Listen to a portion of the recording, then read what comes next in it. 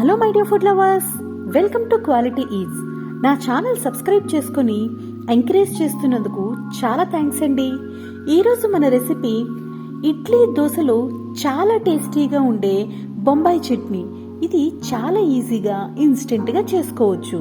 ముందుగా ఒక బౌల్లో 1 కప్పు శనగపిండి తీసుకొని దీనిలో నీళ్లు పోసుకుని లంప్స్ లేకుండా బాగా కలిపి పక్కన పెట్టుకుందాం.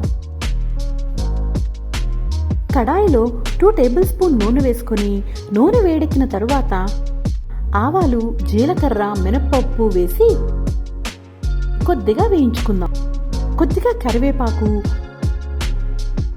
1 ఎండుమిరపకాయ కూడా వేసుకుని వేయించుకుని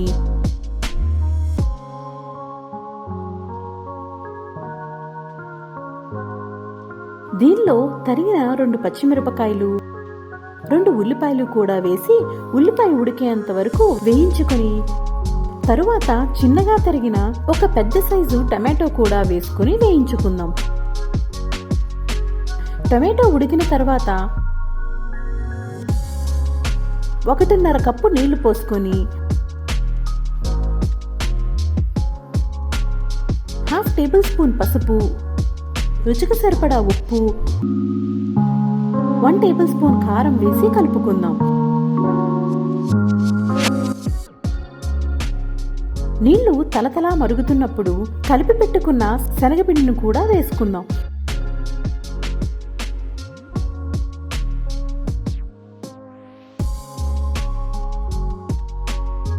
దీనిలో లంప్స్ ఏమీ ఫామ్ అవ్వకుండా కలుపుతూ 4-5 నిమిషాలు ఉడికిన తర్వాత కొత్తిమీర వేసి స్టవ్ ఆఫ్ చేసుకుందాం. ఇది చల్లారితే ఇంకా ముద్దగా అయిపోతుంది. ఇదే రెసిపీలో చిన్న చిన్న మార్పులతో ఆలు యాడ్ చేసుకుని పూరీకి సైడ్ డిష్ గా కూడా చేసుకోవచ్చు. వేడివేడిగా బొంబాయి చట్నీ రెడీ.